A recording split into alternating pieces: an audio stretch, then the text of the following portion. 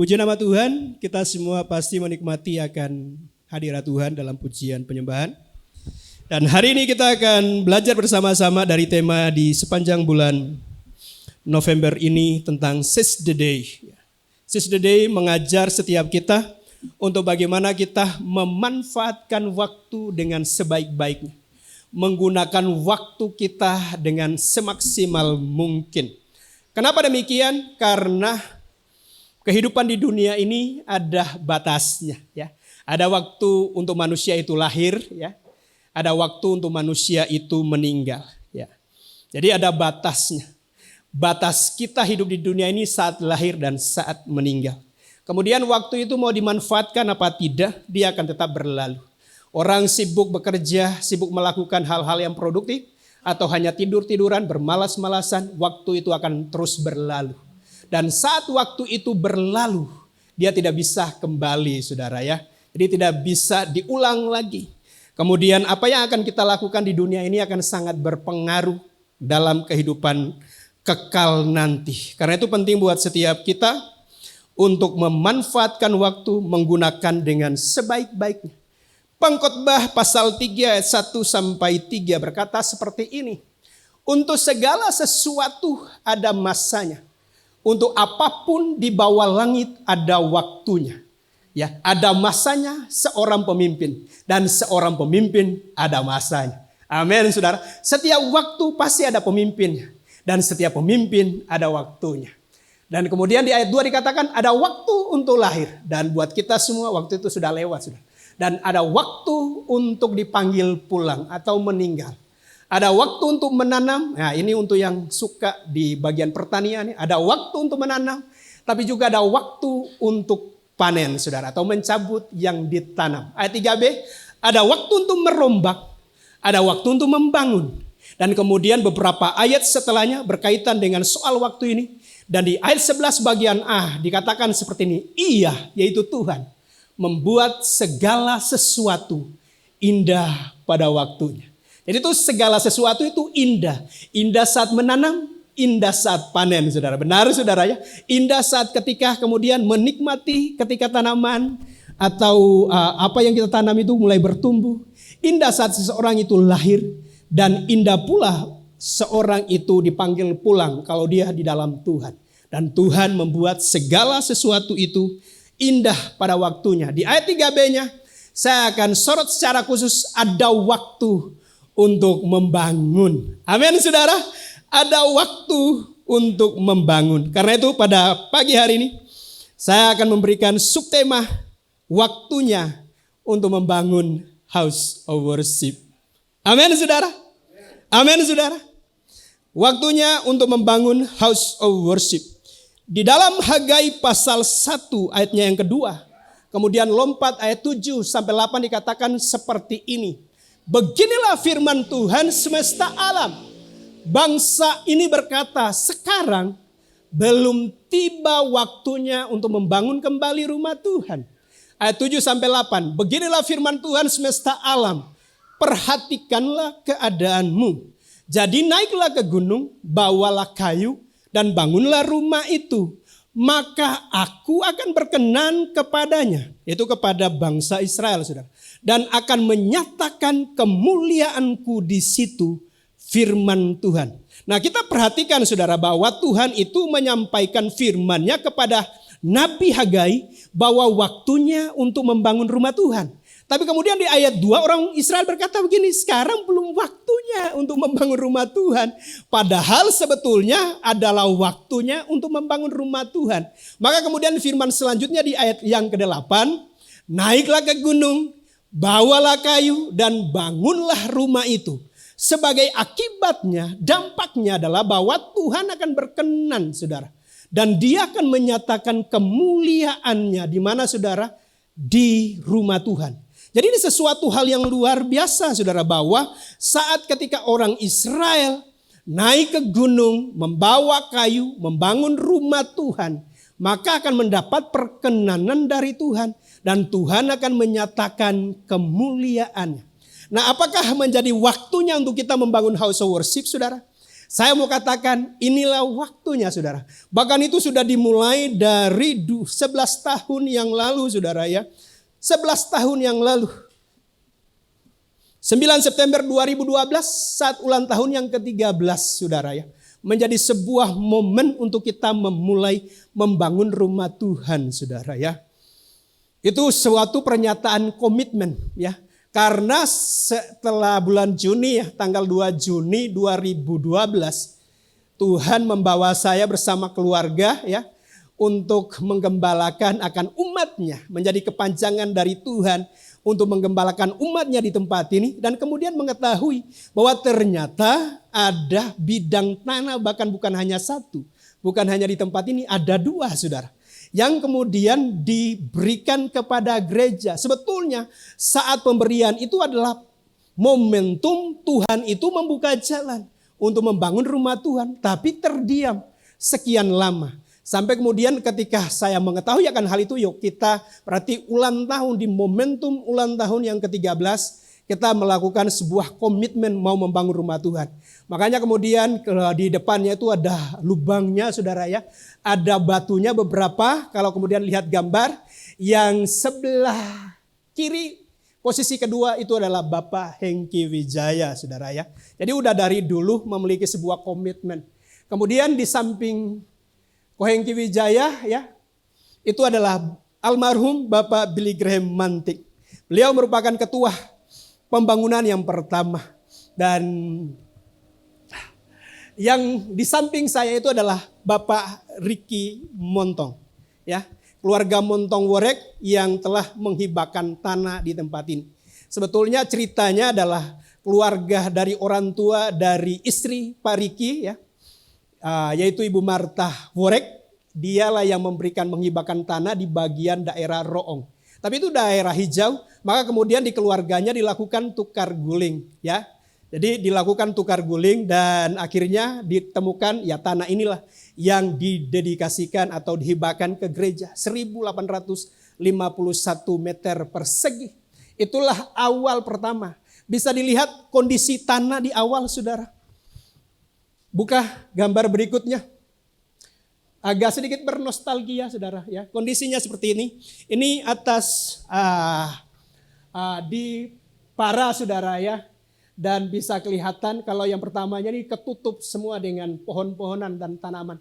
Di depan itu Aldo ya. Aldo bersama Jay yang terdepan saudara. Ya. Ini Aldo ini saudara. Ya kondisinya seperti itu. Ya ada bagian yang lebih menjorok ke dalam. Kira-kira bagian yang paling kanan ini sekitaran 2,5 meter sampai 3 meter ya. Kemudian sebelah kiri ini ada 3 gundukan batu besar saudara ya. Kondisinya seperti itu. Dan bisa buka foto berikutnya ya.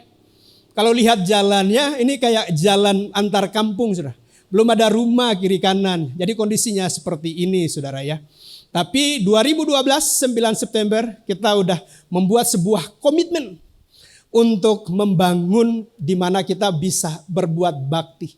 Sebulan kemudian saudara, dulunya di Cafe Raja. Jadi ini bulan September membuat komitmen. Begitu bulan akhir Oktober saudara, itu dipalang pintu Cafe Rajanya, tidak bisa berbuat bakti. Semakin meneguhkan saudara, untuk kita bisa secepatnya punya tempat ibadah sendiri. Akhirnya kita harus mengungsi ke Harvest Retreat saudara ya. 2012 sampai 2016, 4 tahun. Tapi kemudian ya kepemimpinan di panitia pembangunan berganti kepada Bapak Holdi Joha. Next slide berikutnya. Ini sudah posisi ulang tahun yang ke-16. Setelah penimbunan tanah saudara. Ini masih mobil dari Pak Holdi yang lama saudara ya. Jadi 27 September 2015 saat ulang tahun yang ke-16 sudah bisa dilakukan penimbunan. Dan itu satu mujizat saudara ya. Satu mujizat. Kita berpikirnya belum punya uang saudara. Mau timbunnya dibutuhkan kira-kira 200 lebih saudara truk. Dan itu dulunya satu truknya 150.000. Dibutuhkan angka 30 sampai 40 juta. Belum ada yang seperti itu. Sudah dilakukan penimbunan setelah dikeruk dulu bagian yang atasnya saudara ya. Dan akhirnya oleh anugerah Tuhan Ada saudara ya dana hibah. Pemkab Minahasa memberikan 10 juta. Pemprov memberi 20 juta. Tapi masih ada kurang 10 juta karena biayanya 40 juta. Tiba-tiba pas mau bayarnya, hari Minggu itu ada amplop tebal. Isinya untuk pembangunan nilainya 10 juta. Bisa pas 40 juta. Beri tepuk tangan untuk kemuliaan nama Tuhan. Ulang tahun yang ke-17 saudara. Kita udah berbuat bakti di tempat ini. Ulang tahun yang ke-17. 16 September saudara ya. Ini diresmikannya 18 Maret 2016 di hari terakhir dari Regional Conference dan sekretaris umumnya sendiri yang hadir. Pastor Daniel Runtuwene bersama dengan Pastor Evan Chandra. Kemudian terus berlanjut bahwa tempat ini hanya sementara supaya dari Tomohonnya kan rada-rada unik saudara ya. Ayeb Jeb Tondano tapi kebaktian di Tomohon saudara. Nah Ayeb Jeb Tomohonnya kebaktiannya di Leilep saudara. Jadi rada-rada ada unik-uniknya sendiri saudara ya. Jadi ya sudah kita harus mempercepat supaya berbuat bakti ya. Dan itu terjadi 2016. Kemudian tahun kemarin bisa dibuka. Ini Pastor Evan dampingi Pastor Daniel Runtuwene saat di peresmiannya. Kemudian beliau tahun lalu sebagai wakil sekretaris umum melakukan peletakan batu pertama. Dan itu artinya kita memulai untuk membangun house of worship yang permanen. Yang sudah ada di sebelah kanan daripada jemaat sekalian. Dan ini diharapkan bisa selesai tahun depan saudara. Jadi momen ulang tahun yang ke-25 kita sudah bisa melihat bangunannya sudah seperti ini saudara. September 2024. Sebetulnya maunya kita udah berpikirnya Desember tahun 2023 ini. Tapi kemudian lewat ya saya pikir momentum yang baik lah kalau 25 tahun ya. 25 tahun September 2024 kita sudah menggunakan ya. Jadi grand opening. Apakah ini waktu untuk membangun rumah Tuhan? Saya mau beritahu ini waktunya untuk membangun rumah Tuhan. Nah, kenapa kita harus membangun rumah Tuhan? Ya, setidaknya ada 4 alasan, dengan cepat saya mau beritahu. 4 alasan. Hal yang pertama bahwa ternyata tidak semua orang diperkenan oleh Tuhan untuk bisa membangun rumah Tuhan. Jadi enggak semua orang. Di dalam 1 Tawarik 22 ayat 7 sampai 8 dikatakan seperti ini. Kata Daud kepada Salomo, "Anakku, aku sendiri bermaksud hendak mendirikan rumah bagi nama Tuhan Allahku. Tetapi firman Tuhan datang kepadaku demikian, telah kau tumpahkan sangat banyak darah dan telah kau lakukan peperangan yang besar. Engkau tidak akan mendirikan rumah bagi namaku. Sebab sudah banyak darah kau tumpahkan ke tanah di hadapanku." Daud itu memiliki keinginan saat dia lagi berada di istananya yang telah dipapani dengan baik dari pohon, dari kayu ara saudara. Daud ini yang memiliki kerinduan terhadap rumah Tuhan. Saat tabut daripada Tuhan itu berdiam di rumah Aminadab selama 20 tahun. Itu ada sejarahnya saat masih Saul ketika Hofni dan Pinehas, anak-anak Imam Eli ya, terlibat di dalam peperangan, mereka mengangkut tabut Tuhan. Nah, reputasi daripada tabut itu di mana ketika tabut itu bersama orang Israel, kemenangan selalu terjadi.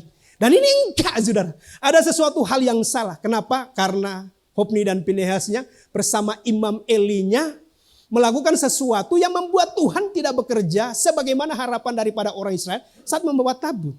Tabut itu kemudian bisa dirampas oleh orang Filistin dan kemudian Tuhan menekan dengan kuat orang Filistin, dikembalikanlah tabut itu. Dan kemudian tabut itu 20 tahun di rumah Aminadab, sudah nggak diapa-apain.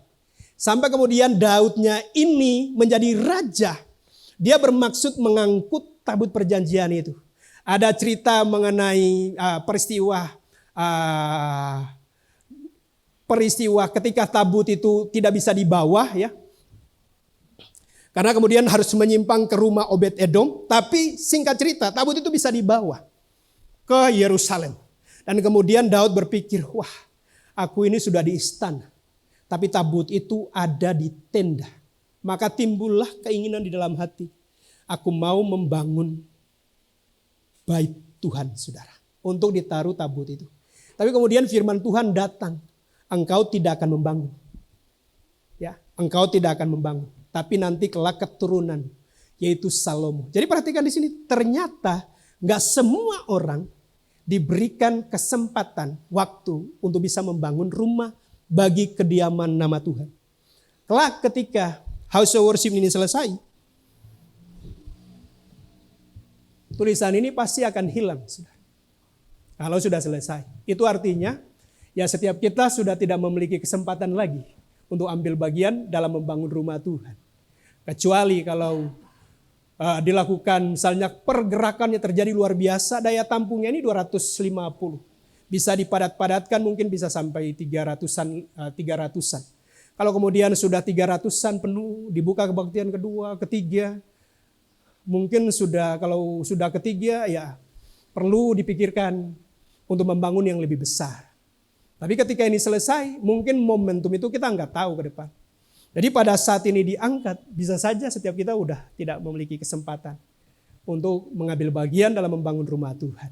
Dari ini adalah momen ketika diberikan kepada kita waktu untuk membangun rumah bagi kediaman nama Tuhan. Itu alasan yang pertama.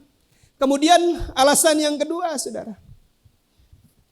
Bahwa sebetulnya Tuhan itu menggunakan setiap kita sebagai saluran.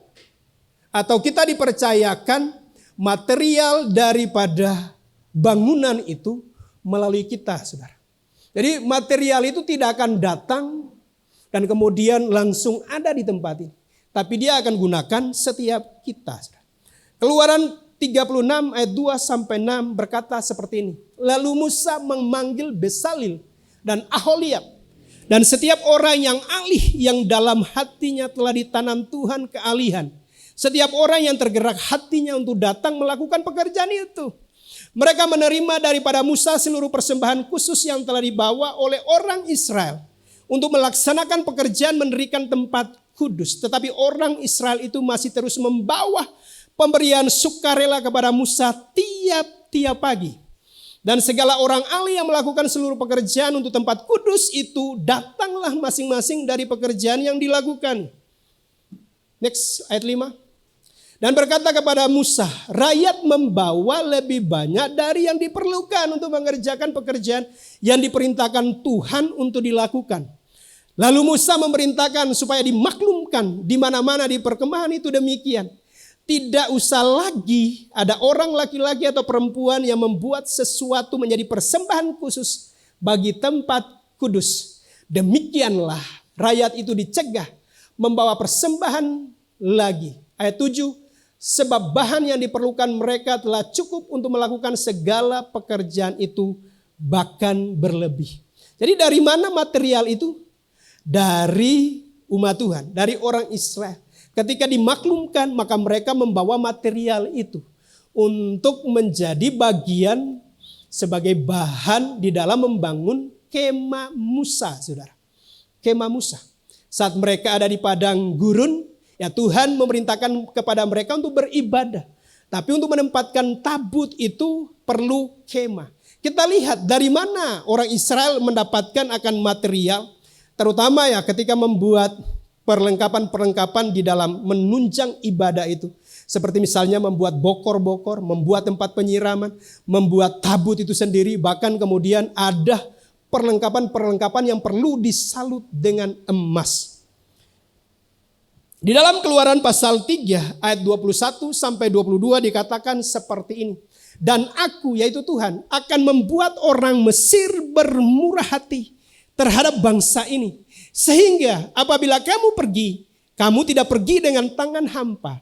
Tetapi tiap-tiap perempuan harus meminta dari tetangganya dan dari perempuan yang tinggal di rumahnya barang-barang perak dan emas dan kain-kain yang akan kamu kenakan kepada anak-anakmu lelaki dan perempuan. Demikianlah kamu akan merampasi orang Mesir itu. Jadi Tuhan itu membuat orang Mesir itu bermurah hati, saudara. Padahal sebetulnya peristiwa orang Israel keluar dari tanah Mesir itu bukan peristiwa yang membuat orang bisa bermurah hati seharusnya. Kenapa? Karena sudah ditimpakan dengan 10 tulah. Dan puncaknya tulah yang ke-10, semua yang sulung mulai dari orang ya, anak-anak dari orang Mesir sampai kepada hewan yang sulung itu dibuat mati, saudara.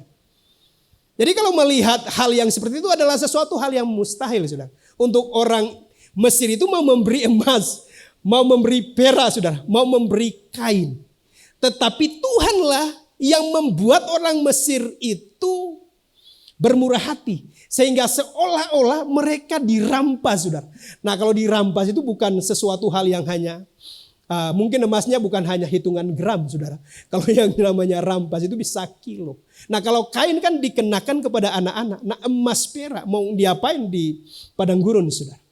Dan itulah yang digunakan untuk menyalut setiap perlengkapan-perlengkapan digunakan di dalam rumah Tuhan.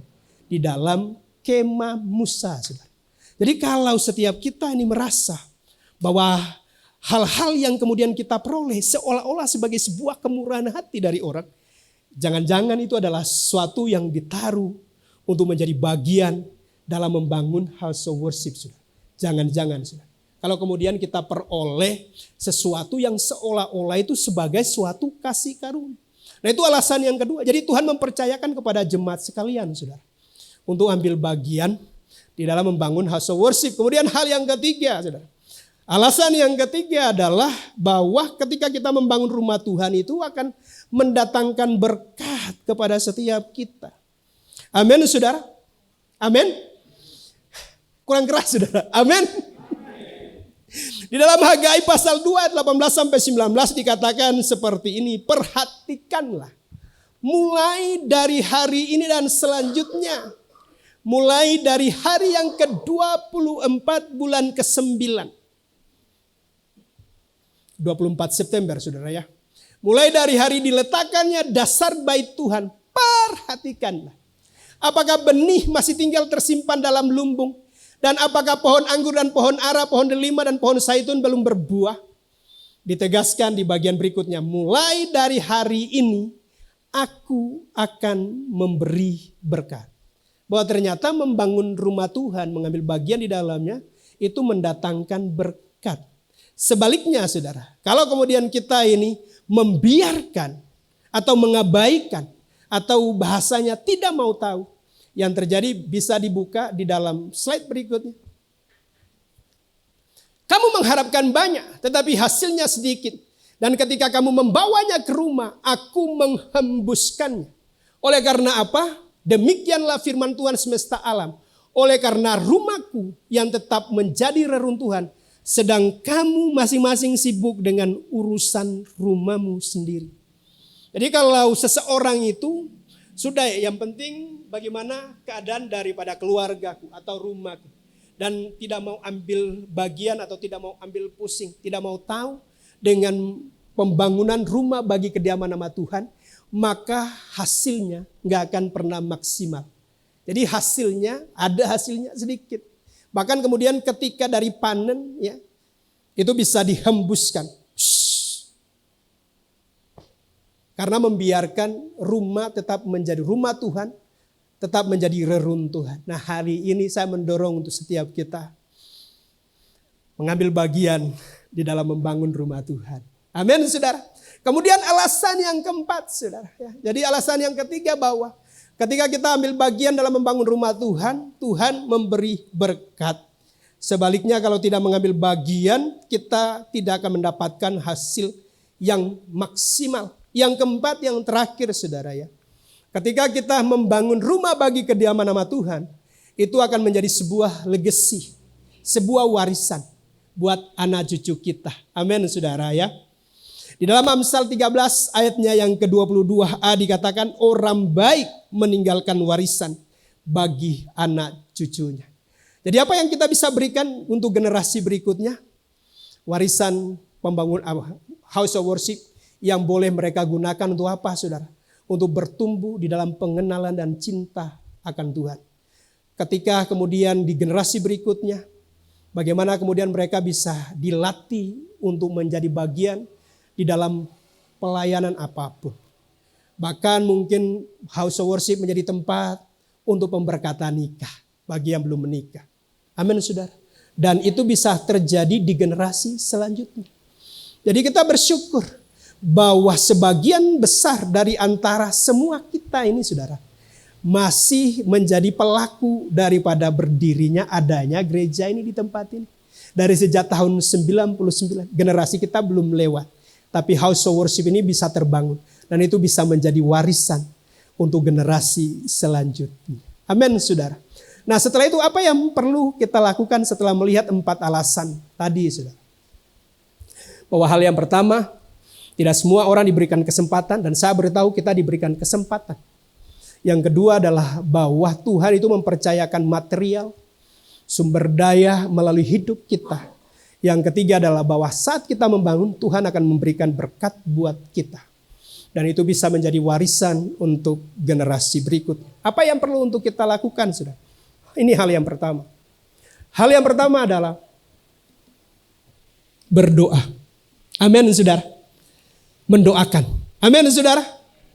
Kita boleh melihat, saudara, hal-hal yang sifatnya mujizat bisa dialami, saudara. Dimulai ketika kemudian langkah pertama dilakukan komitmen meletakkan batu pertama. Tiba-tiba itu ya ada tantangannya karena ada bukit batu. Ada jemaat yang memakai alat berat, saudara ya. Di pertigaan. Kalau kemudian belok kirinya masuk ke gereja Riddle, saudara ya. Jadi ada perataan. Jadi butuhkan alat berat. Dan itu bisa dipakai tanpa ongkos kirim. Itu kan kalau alat berat itu dulunya angkanya bisa 7 juta. Kalau nyewa. Dan kemudian hanya membayar solar aja, saudara. Plus doi makan, saudara. Buat operatornya. Dan itu kemudian bisa dilakukan, saudara. Ya, perataan. Dan kita bisa melihat juga, saudara, bagaimana saat penimbunan. Tiba-tiba kemudian dana yang dibutuhkan 40 juta. Belum ada uang sebanyak itu. Tapi kemudian Tuhan itu mengalirkan, saudara. Mengalirkan.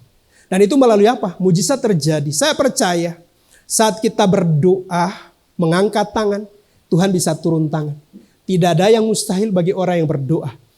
Ketika kita bersepakat, di mana 2 atau 3 orang bersepakat meminta sesuatu, bukankah Tuhan itu mau memberi, saudara? Amin. Ketika kita mengetuk pintu anugerahnya, mujizatnya, Tuhan buka. Ketika kita meminta kepadanya, dia memberi. Ketika kita bermohon kepadanya, dia akan nyatakan itu. Dan kita sudah melihat mujizat demi mujizat di dalam pembangunan daripada house of worship. Di dalam, dibuka ayatnya, saudara ya. Hagai 2:6-7, sebab beginilah firman Tuhan semesta alam, sedikit waktu lagi aku akan menggoncangkan langit dan bumi, laut dan darat.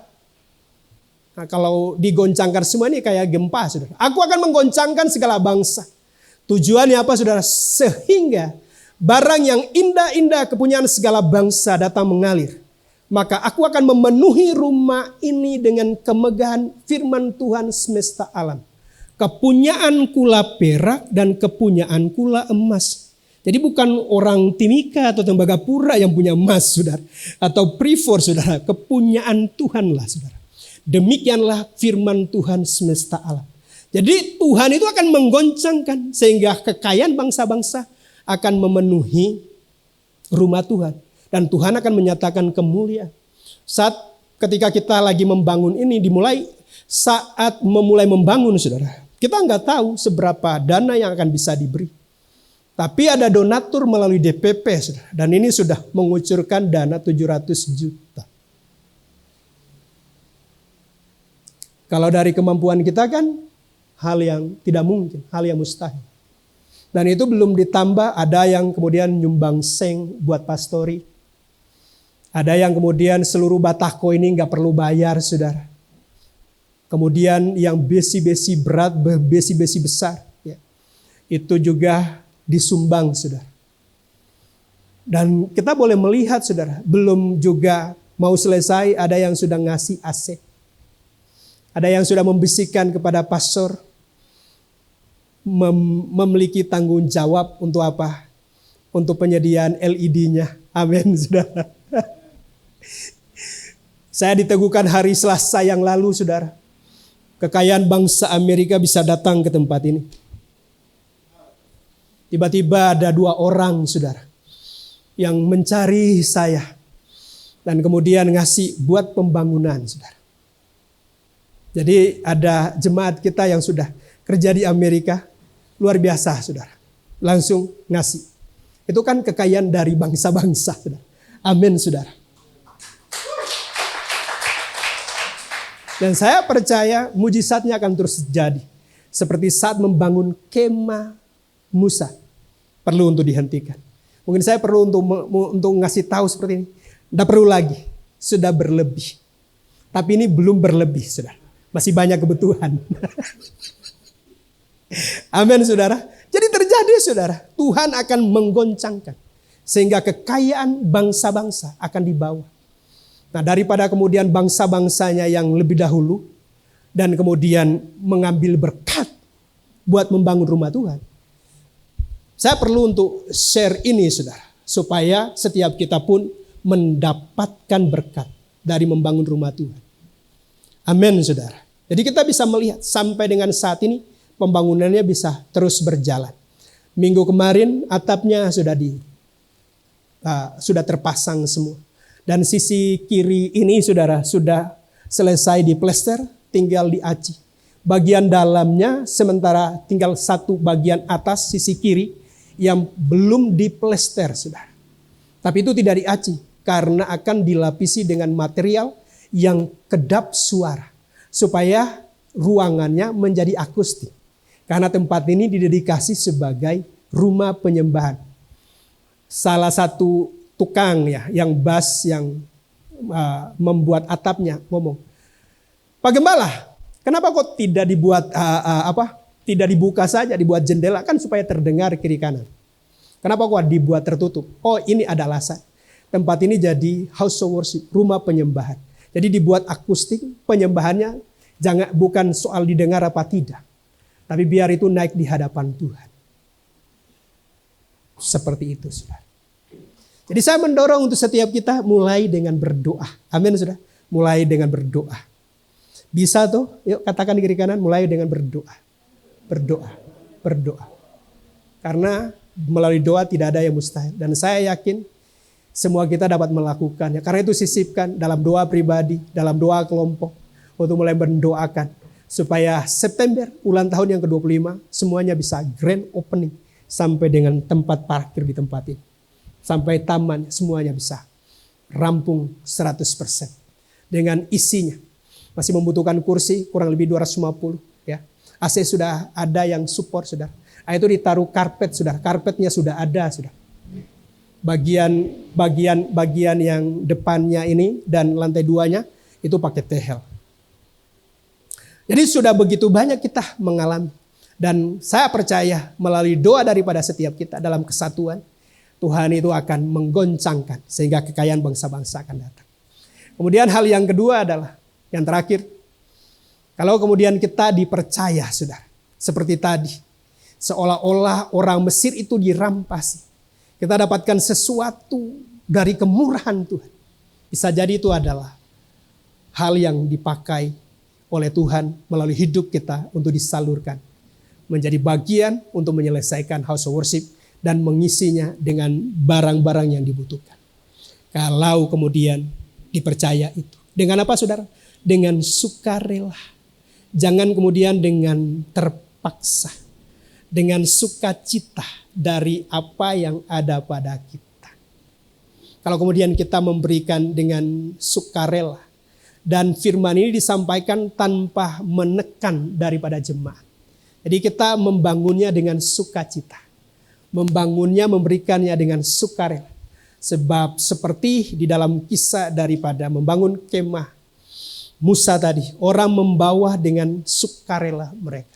Maka bawalah hal-hal yang kemudian ditaruh Tuhan di hati kita. Dari apa yang ada pada kita, bukan apa yang tidak ada.